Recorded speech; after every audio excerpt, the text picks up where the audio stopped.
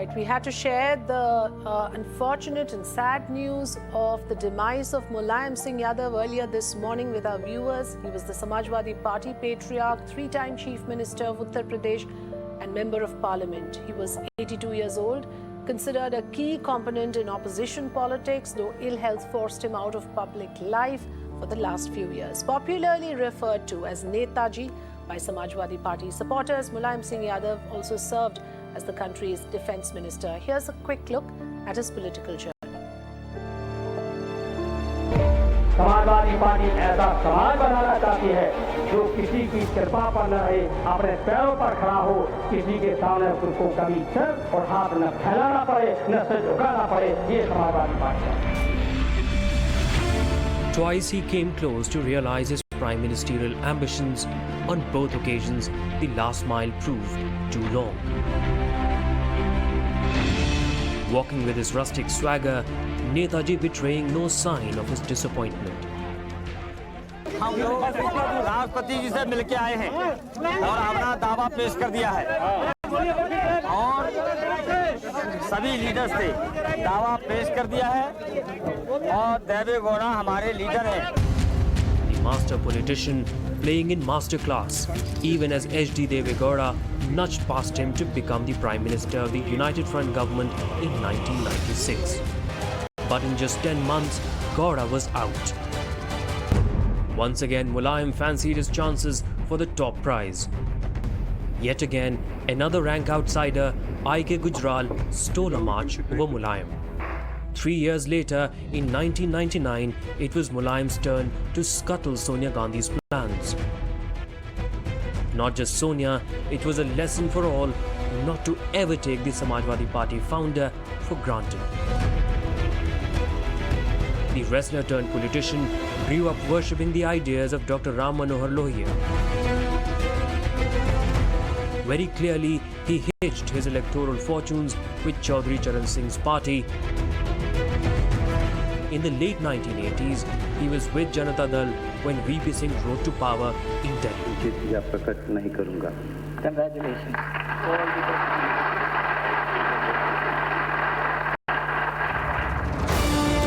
And in Lucknow, the man from Saifai landed in the Chief Minister's chair.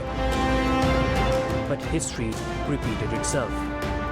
Like the earlier non-Congress government of 1977, the National Front government didn't take long to collapse. By 1992, Mulayam had gone solo to form the Samajwadi Party. Ironically, the Babri demolition bolstered Mulayam. And in 1993, he was back as Chief Minister with Mayawati's support. The BSP-SP partnership soured in 18 months. When he was turfed out in Lucknow, Mulayam moved to the national stage in 1996. He was the Defence Minister in the ragtag United Front government for 13 months. He returned to Lucknow as Chief Minister for the third time after the 2002 UP elections. During the days of UPA 1, his party had 35 Lok Sabha MPs. He waited 4 years until the left committed harakiri by withdrawing support over Indo-US nuclear deal in 2008. Overnight, Mulayam became the UPA's savior. Even as son Akhilesh took over the mantle, the patriarch served reminders on governance. The 2014 Modi tsunami may have changed the political landscape. But Mulayam's stature ensured that even the Prime Minister showed up for a family wedding in Saifai. A man who relished old-style politics has finally slipped away.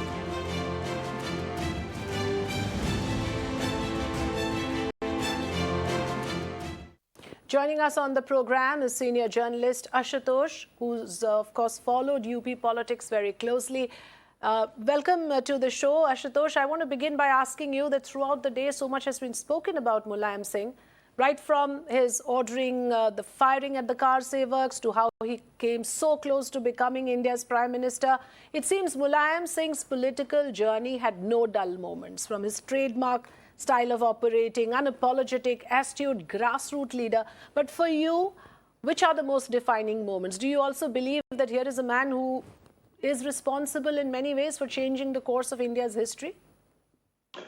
When the history will be written around 50 years or 100 years ahead, then Mulayam Singh Yadav will not be remembered as somebody who should have been the Prime Minister but never became the Prime Minister. He will not be remembered that once he was a defense minister or he was the Chief Minister of UP, the largest state in India. Rather, he will be remembered as somebody who championed the cause of the OBC politics in this country. And he had given so much energy to OBC politics. And it is because of this reason that the BJP could not form the government for a good 25 years on its own. So Mulayam Singh Yadav, those who live in UP who understands that what does the OBC politics mean in a very rigid caste hierarchy where it's impossible for a person from the lower background or from the lower caste, from Dalit or from the OBCs to assert their identity and become the chief minister and become a top leader of the country. I think that's where his recognition comes from, and that's where he should be remembered in history. And Ashutosh, like you said, he stood like a rock against the march of BJP at one point, and then here is the same man who, in the floor of the House, in Parliament, sitting right next to Sonia Gandhi, also says, PM Modi will come back to power in 2019. I think that's one of the niceties, and Mulayam Singh Yadav will always also be remembered for being very humble, very polite. Even with the journalists like me, even if I had asked several tough questions to him, he must have felt very bitter with those questions. But when it came to the personal talking or chatting, he was always very, very courteous, very humble, and never carried the grudge forward. I think that's one reason that Mulayam Singh Yadav, he stood in the parliament and out of courtesy, he said, you should come back. But I know for a fact that Mulayam Singh Yadav, in his heart, would have always felt that BJP should not be at the center. Modi should not be the Prime Minister. But obviously, to say such thing in the parliament and the floor of the House would have been very discourteous. So his word should not be taken literally. You're saying, are you saying that he loved to court controversy? Because that was not the only one. Time and again, his statements made headlines. I have read so many headlines that made by the utterances of Mulayam Singh Yadav. Is there anything particular you would like to share? Because there's so many anecdotes around him. And the kind of bitter rivalry that happened within the family. The Samajwadi Party literally cracked down the middle. See, we all have to understand that the Mulayam Singh Yadav's politics was a subaltern politics. It was not a elitist politics. So to expect an elitist reaction and response for many questions and the answer is, I think, then will be a very, very unfair to him. I know that there are very rough edges to Mulayam Singh Yadav in his politics, but he has risen from a very humble background and reached where he was. And this was possible because he was always willing to take a fight, and fight not in that sense, but to fight for his conviction, but fight for the right causes. Yes. And doing the politics in politics for the OBCs in a very caste-ridden society like UP was next to impossible if he had been very, very nice to everybody. So he had rough edges, no doubt about it. Yes, very nicely said. Thank you so much, Ashutosh, for joining us. Clearly, he was a man who had the courage of conviction. He stood by the marginalized communities. Of course, there were many who also called him out for the kind of statements he made. But like I said, there was no dull moment in his political journey. A man who will be remembered for a very, very long time for the kind of contributions he made.